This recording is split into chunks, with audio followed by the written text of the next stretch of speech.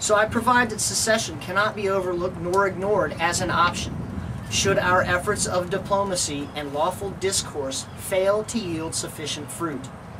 As citizens of this country, either through process of oath of loyalty or consequence of birth, per the 14th Amendment, and citizens of the Commonwealth, either by birth or by preference of residence or business, we have a responsibility, a duty, and an obligation to restore and revitalize the militia of the people, to implore our state legislature to honor, empower, and submit to the authority of the will of the people and the rule of law, and engage them in every effort to effect a return to constitutional government, complete review of federal policy and interventionism, and restoration of the government of this country to its limited and enumerated powers as we have agreed and acceded to. Further, we should elect to proceed along such path, we must make doubly sure that our ranks are not subverted by influences contrary or questionable to these ends. The militia of the people must not be enjoined or incorporated into any political party or subdivision, nor any domestic or foreign influence, particularly one evincing a design or desire to usurp, overthrow, or subvert the government of the Commonwealth of Virginia or that of the United States. The revitalized militia of the people should be characterized by honor, honesty, and a duty to God, to self, to state, and to country, in that order.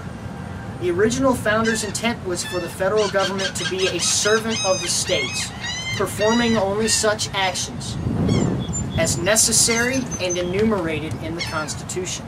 At most, it was to be of no more than parallel authority to that of the several states, never higher, and most certainly never indivisible. If the several states had known going in that their accession to the rule of law and under the Constitution was going to be permanently binding and not of a voluntary nature, as evidenced by numerous ratification statements, then there would have been no union. In fact, the formation of the Constitutional Union was predicated by the failure of the prior perpetual union scripted under the Articles of Confederation. Truly, this perpetual union lasted a mere 13 years. And by act of acceding to the Constitutional Union, the ratifying states would have had to actively and onerously seceded from that previous union. So here we have a government that has not once but twice used the act of secession to provide for the betterment of its citizens. There is no rightly reason that secession could not function to liberate the several states from tyranny once again. In the interim, we must concentrate our efforts on educating our communities, encouraging our local and state governments to support and empower the authority of we the people, and to work to provide the public at large with real solutions to homeland security, born out of constitutional responsibility and not out of some political, financial, or material enterprise. Our founders brought out of the wilderness a great and powerful nation with noble and honorable intentions. In the years since it was laid down, its laws have been ignored, abrogated, obfuscated, reimagined, redefined, abridged, and infringed. That process must not only be stopped, but reversed and permanently regressed to its intended basal nature. I do not profess to be an expert in matters of this magnitude. I do not expect that there are many out there who can consider themselves authorities on the subject. Certainly not very many who have taken action to provide for the security of their children's and their grandchildren's futures. I recognize and applaud each and every one of you for at least taking the time to attend and entertain and contemplate the concept of restoration and revitalization of the constitutional militia.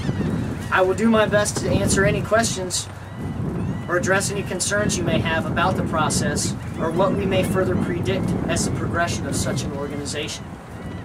If I do not have an immediate answer, I will strive to educate myself further so that I may provide as well-rounded a response on the subject as possible. We should be prepared and perhaps expect hesitation, and even derision or contempt from others who either do not understand constitutional doctrine or who have been so wholly and completely programmed by their government that they honestly believe there is nothing at all wrong with the direction we are not only headed in now, but have been for well over a century. Thank you all for attending again, and please do not hesitate to bring any comments, questions, or concerns to my attention. We must all be willing to maintain an open communication, an open dialogue. Cast aside any differences we may have politically, culturally, or otherwise, as we strive to rebuild and reclaim our birthright, our liberty, our freedom. For in this day and age, the old sayings seem to carry more weight than ever before. As founder Benjamin Franklin once said, "We must indeed hang together, or most assuredly, we shall all hang separately."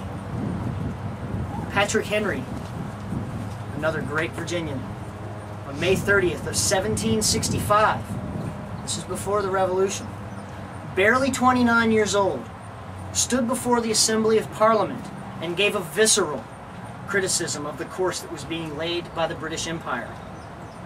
Caesar had his Brutus, Charles I his Cromwell, and George III, at that point he was interrupted by cries of "Treason! Treason!" from delegates who easily recognized the reference to assassinated leaders. Henry paused briefly and then calmly finished his sentence. "May profit by their example. If this be treason, let us make the most of it." That is not to say that I, we, or anyone for that matter is giving any other than precursory and fair warning to the federal government. The judicial, the legislative, and the executive have all behaved dishonorably and have maligned their offices. With great tyranny, there is always the threat of retribution. We do not offer that guarantee, nor even intimate such. We can only here provide notice that we do not take lightly the cause of our own sovereignty, and though it is with heavy and hardened hearts that we have come to this place, we have very little recourse available. Our collective disapproval and continued appeals and petitions for redress of grievances have fallen on naught but deaf ears. We have come to our final opportunity to press them into compliance with their oaths and their station. We do not undertake such task lightly, and like our founders long before us, this comes only after a long train of abuses and usurpations have evinced to reduce us under absolute despotism. I leave you then with the closing passage from another of Henry's great speeches, given before the Virginia Convention on March 23rd, 1775. "It is in vain, sir, to extenuate the matter. Gentlemen may cry, 'Peace! Peace!' but there is no peace. The war is actually begun. The next gale that sweeps in from the north will bring to our ears the clash of resounding arms. Our brethren are already in the field. Why stand here idle? What is it that gentlemen wish? What would they have? Is life so dear, or peace so sweet, as to be purchased at the price of chains and slavery? Forbid it, Almighty God! I know not what course others may take, but as for me, give me liberty, or give me death. Sic semper tyrannis, thus always to tyrants.